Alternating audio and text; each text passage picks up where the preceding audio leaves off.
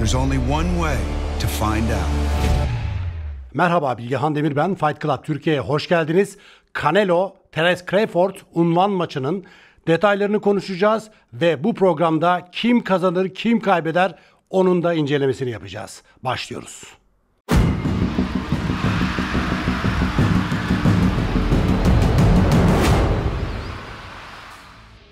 Tarihin en büyük boksörlerinden bir tanesi olan Meksikalı Saul Canelo Alvarez ile Amerikalı Terence Crawford 14 Eylül Pazar sabahı Amerika Birleşik Devletleri'nin Las Vegas kentinde karşı karşıya gelecekler. Saul Canelo Alvarez, Terence Bud Crawford. Peki bu karşılaşmanın fitili nerede ateşlenmişti? Riyad'da. Suudi Arabistan'ın Riyad kentinde Canelo, William Skull'la süper orta siklet unvan maçında karşı karşıya gelmişlerdi, hatırlayın. İşte o mücadelenin hemen sonrasında ringe Terence Crawford çıkartılmış ve Canelo ile yüz yüze getirilmişti. Saul Canelo Alvarez vs. Bud Crawford. Bu ikili yüz yüze geldikten sonra maç kesinleşti ve daha sonrasında Las Vegas'ta, New York'ta bir sürü face to face yaptılar. Basın toplantıları gerçekleşti.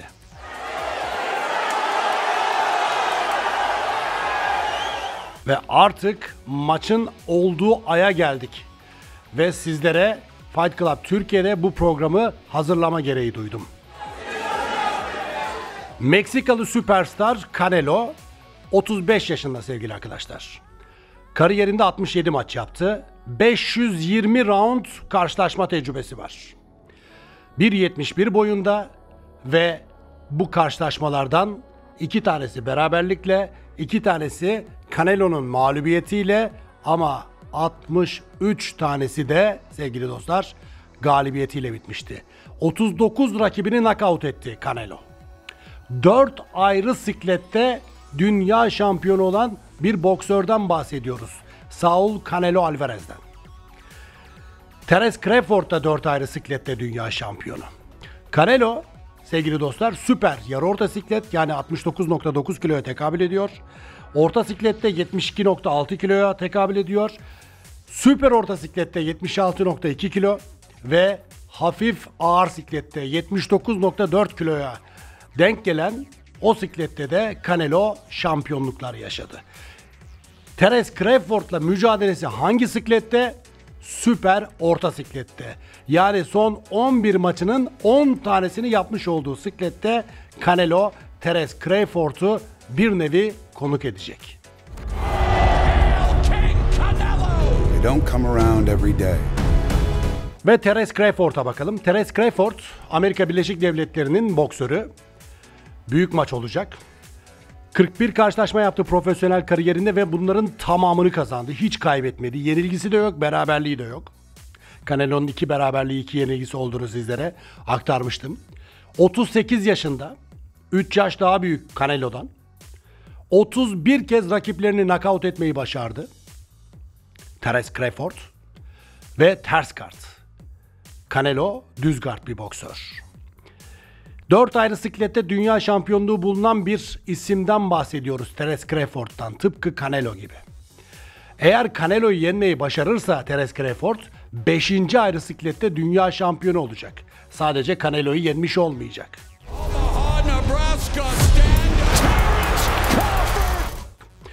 Crawford kazanırsa çok şey kazanacak. Eğer Saul Canelo Alvarez kazanırsa yoluna devam etmiş olacak. Crawford açısından çok daha önemli bir maç bu. Net söyleyeyim size.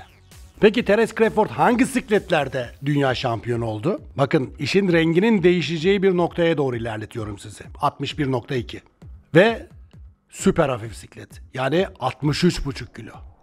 Arkasından da yarı orta siklete sıçradı ve orada da şampiyon oldu, 66.7 kilo. Ve son çıktığı maçta İsrail Madrimov'u, Özbek boksörü 69.9 kiloda mağlup ederek 4. ayrı siklette dünya şampiyonu olmayı başardı. 7 senedir 66.7 kiloda maçlar yapan ama sadece bir tanesinde, o da son maçta İsrail Madrimov karşılaşmasında 69.9 kiloya çıktı Terence Crawford. 7 senedir 66.7'nin boksörü. Canelo ile yapacağım maçsa 76.2 kiloda. Yani 10 kilo daha yukarıdan bahsediyoruz. That every once in a while now becomes. Yani 66.7 yarı orta sikletin bir boksörüdür Terence Crawford. Canelo'nun sikletine 76.2. Hangi siklette yapılacak bu mücadele? 76.2. Yani 10 kilo yukarıdan bahsediyoruz. Eğer Madrimov karşılaşmasını bu işin dışına tutarsak 3 siklet yukarı çıkıp Canelo'yla maç yapacak Terence Crawford. Terence Crawford'un son maçından baz alalım. O da 2 siklet yukarıya çıkarak Canelo'yla dövüşmek zorunda. En ucuzundan bu. Canelo, Daniel Jacobs'la yapmış olduğu orta siklet unvan maçının ardından 2 siklet birden yukarıya çıkarak o dönemin en iyi hafif ağır sikleti kralı durumda bulunan Sergey Kovalev'le maça çıktı. Kovalev'i knockout etti Canelo. Kovalev's not even committing to the... Here it is. Kovalev's hurt. Kovalev's down. Kovalev's out. And that left hook just finished it off. But it was a chopping right. İşte o Canelo o maçı yapar yapmaz tekrar bir alt siklete indi ve burada süper orta sikletin kralı oldu. 11 maçın 10 tanesini süper orta siklette yaptı 76.2 kiloda. Bir tek Bivol maçı için bir yukarı çıktı, puanla kaybetti, tekrar süper orta siklete geri döndü. Daha Mayıs ayında maç yapmış bir boksör Canelo Alvarez. Son 5 yılda 11 maçtan bahsediyorum ve bunlardan sadece bir tanesini kaybetti. 4 ay önce maça çıkmış olan Canelo hazır kıta bir boksör olarak gözüküyor. Terence Crawford'a baktığımızda ise Crawford son 5 yılda sadece 5 maç yaptı. Bu yapmış olduğu karşılaşmalar Terence Crawford'u buraya taşıdı.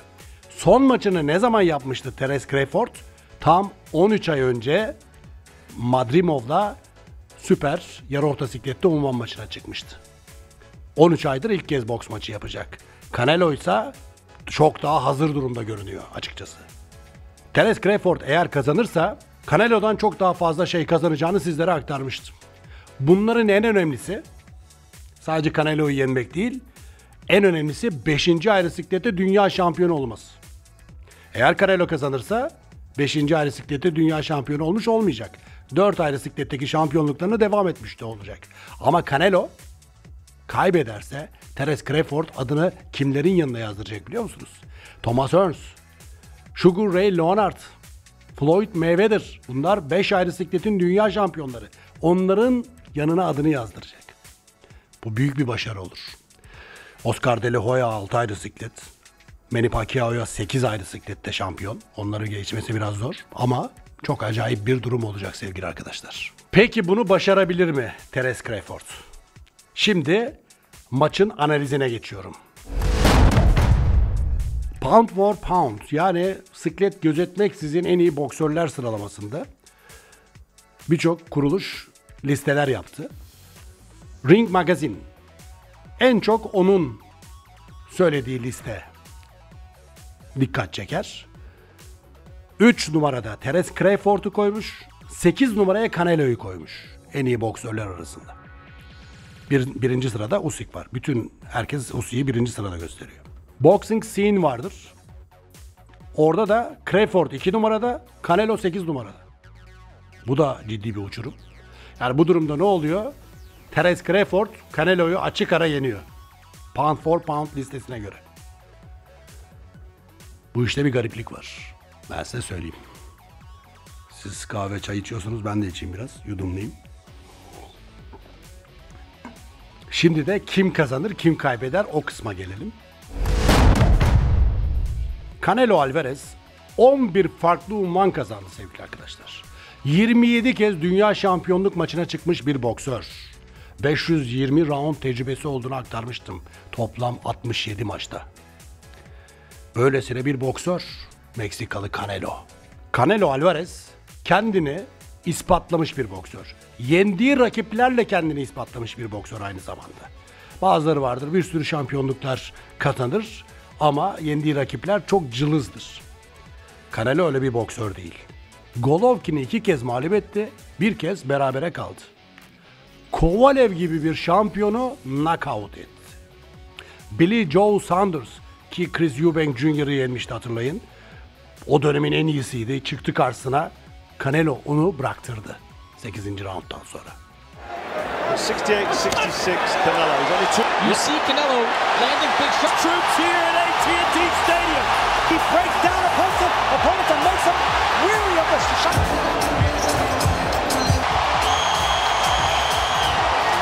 Canelo. Caleb Plant hem face to face'te dövdü hem de maçta dövdü. Don't get paid.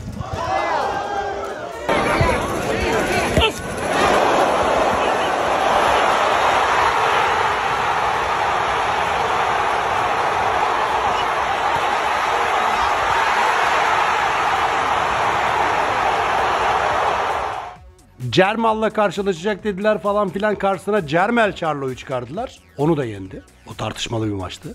Jaime Munguia, Meksikalıların yeni süperstar olarak lanse edilen Jaime Munguia'yı da 4. roundda yatırdı, kaldırdı, devam ettirdi, puanla kazandı. Belki de knockout edebilirdi, bilemiyoruz ama bir gerçek vardı. Jaime Munguia Canelo'ya rakip olamadı.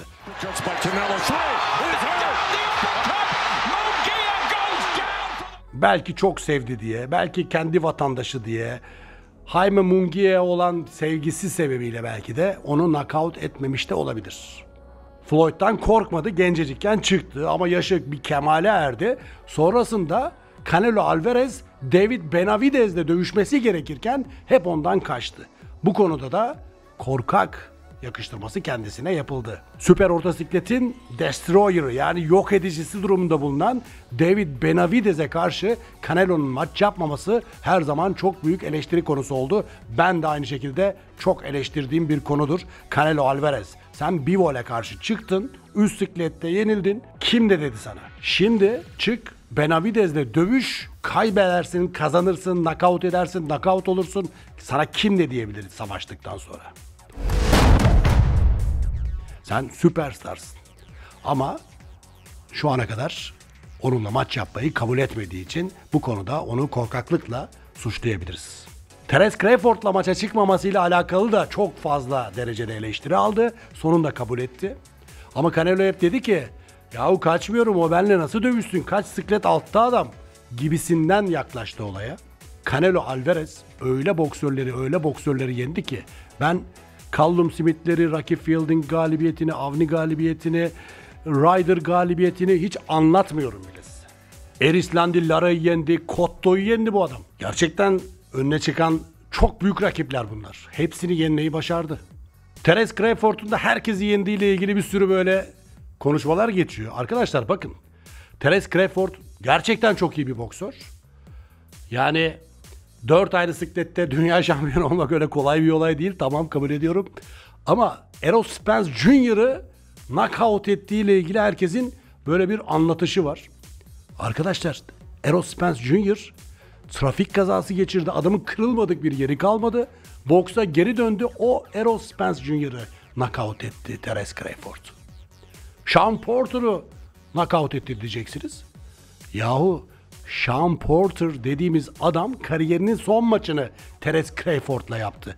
Porter, Terence Crawford'un karşısına çıktığında Porter değildi zaten. Kell Brook'u yendi deniyor. Ya Kell Brook'u Golovkin'den knockout etti. Errol Spence Jr.'dan knockout etti. Son 5 yılda 5 tane maç yapabilmiş Terence Crawford Canelo'yu nasıl yenecek? Ben gerçekten Crawford yenecek diyenlere şaşırıyorum. Tamam, Usyk Dubois maçında çok büyük favori gördüm. Açıkçası kesinlikle kazanacağını düşünüyordum ben Dubois'ı. Fena patladım orada. Kabul ediyorum. Ve özür diledim. Ben bunu nasıl düşünemedim? Şu an düşünüyorum mesela. Niye Dubois dediğimi kendimi bile affedemiyorum. Açıkçası. Hani Usyk bu maçı şu anda düşünüyorum. Gerçekten kazanır. Niye diyemedim. Fury maçlarında çok tereddütlü konuşup Fury diyordum. Ama Dubois maçında Dubois kazanacak diye net bir açıklama yapmıştım. Burada net bir şekilde Canelo diyorum. Bunun özürü olmaz. Onu söyleyeyim size. round ortalaması diye bir şey vardır. 67 maçta 520 round. Yani 7.7 round ringde kalıyor Canelo. 245 round maç yapmış 41 karşılaşmada Crawford. O da 5.9 round ringde kalıyor. Maçlarının ortalaması da bu şekilde iki boksörün. Mesela ben size şöyle bir soru sorayım. İsrail Madrimov Canelo maç yapsa kim kazanır diye sorsam herhalde 100 kişiden 90 tanesi Canelo der değil mi? Birçoğu da knockout ederdi. Madrimov'la Terence Crawford'un maçına bir bakın. Terence Crawford 12 round boyunca hiçbir şey yapamadı. Maçı kazandı. Hatta birçoğuna göre Madrimov'un bile üstünlüğü olduğu söyleniyor. En azından berabere vermeliydiniz gibi. Madrimov maçında da bir şey yoktu Terence Crawford'da. Benim görüşüm. O yüzden bu karşılaşmanın favorisi olarak ben Canelo Alvarez'i görüyorum arkadaşlar. Kim ne kadar kazanacak bu karşılaşmadan onunla ilgili de bilgi vereyim. Ring Magazine'in yeni patronu, Riyadh Season'ın eğlence başkanı, Suudi Arabistanlı Turki Al-Sheikh. İşte bu organizasyonu yapan, bu maçları organize eden kişinin adı aslında. Ama o da başta duruyor, CEO gibi düşünün, en tepede. Promotörlere görev veriyor. Sen bu karşılaşmayı promote et, tanıt. İşin içinde sen ol, sana şu kadar ücret ödeyeyim gibisinden anlaşmalar yapıyor. Daha önce Eddie Hearn, Frank Warren gibi isimleri görevlendirmişti hatırlayın. Bu kez Dana White'ı görevlendirdi. Dana White, UFC'nin CEO'su ve başkanı durumunda bulunuyor şu anda. 500 milyon dolarlık bir adam olduğu söyleniyor. Daha fazlası var, eksiği yok. Geçen gün Vale'ye 900 dolar verirken gördük onu. Dana White bu organizasyonda her iki boksörün arasında bulunan kişi. 150 milyon dolar Canelo, 50 milyon dolar da Terence Crawford garanti para alacak. 150 milyon dolarla kimi sollamış oldu Canelo? Usyk. Usyk 132 milyon dolar kazanarak Dubois rövanşında ikincilik rekorunu ele geçirmişti. Pacman'in 120 milyon dolarlık Floyd Mayweather maçındaki gelirini sollamıştı. Şimdi ikinci sıraya kim yerleşti? Canelo. Birinci sırada hala 180 milyon dolar artı 70 milyon dolarlık geliriyle 250 milyon dolarla Floyd Mayweather var sevgili dostlar. Peki biletler kaç para? Bununla ilgili de bilgi vereyim. Amerika Birleşik Devletleri'nin Las Vegas kentindeki Allegiant Stadyumunda yapılacak mücadele. 66.723 bilet satışa çıkartıldı. Sevgili boks severler, değerli Fight Club Türkiye'nin değerli izleyicileri. Bu video yayına hazırlandığı sırada 2809 bilet kalmıştı sadece. 148 dolardan başlıyor, 14.999 dolara kadar bilet fiyatları var. 148 dolarla gidiyorsun, tribünde izliyorsun. Bir de 3000 küsür dolarlık bir bilet var. O biletle içeride böyle hediyeler alabiliyorsun. Anılar biriktirebileceğin yerlere sokuyorlar seni. Bir takım da imzalı hediyeler veriyorlar. Ama 15.000 dolarlık biletle hem böyle imzalı eldivenler falan filanlar alıyorsun, hem de basın toplantısına da girebiliyorsun. Face to face'leri en yakından izleyebiliyorsun. Ringin kenarından da resim çektirebiliyorsun gibi özellikleri var. 100 milyon doların bir tık üstünde tribün ve stadyumdaki merchandising, yani böyle tişört satışı falan filanla ilgili gelir bekleniyor. Netflix'ten alınacak para ayrı. O konuda tam bilgim yok. Netflix ne kadar ödeyecek. Ama Mike Tyson Jake Paul karşılaşmasında olduğu gibi bu karşılaşmada Netflix'ten canlı olarak yayınlanacak. Bunun da bilgisini sizlere aktaralım. Ne zaman? 14 Eylül Pazar sabahı Türkiye saatiyle. Fight Club Türkiye'de Canelo Alvarez, Terence Crawford karşılaşmasının detaylarını sizlere aktarmaya çalıştım. Elimden geldiğince de kim kazanırla ilgili de analiz yaptım. Eğer beğendiyseniz beğenin. Beğeniye mutlaka tıklayın çünkü çok beğeni olduğu zaman daha çok paylaşıyormuş YouTube. Yorumlar yapın. Eğer yanılıyorsam siz kim kazanır onu söyleyin. Bir de hatalı bilgi verdiysem onların düzeltmelerini aşağıda yapın. Her şeyi doğru söyleyecek halim yok. Ya belki de yanılıyorumdur. Belki de yanlış araştırmışımdır. Yanlış bilgiye ulaşmışımdır. Veya yeni bilgi varsa onları da yazarsanız süper olur. Çünkü herkes yorumları okuyor. Yer yandan bildirimleri açın ki böyle videolar yüklendiği zaman sizlere anında ulaşabilsin sevgili arkadaşlar. Selamlar gönderiyorum hepinize. Maçın sonrasında da böyle bir video ile karşınızda olacağım. Ama maç sırasında da canlı yayında bu karşılaşmayı Fight Club Türkiye'de sizlere canlı olarak anlatacağım. Tıpkı Mike Tyson, Jake Paul karşılaşmasında olduğu gibi. Hoşçakalın. Belki yanımda sürprizde bir konuk olacak.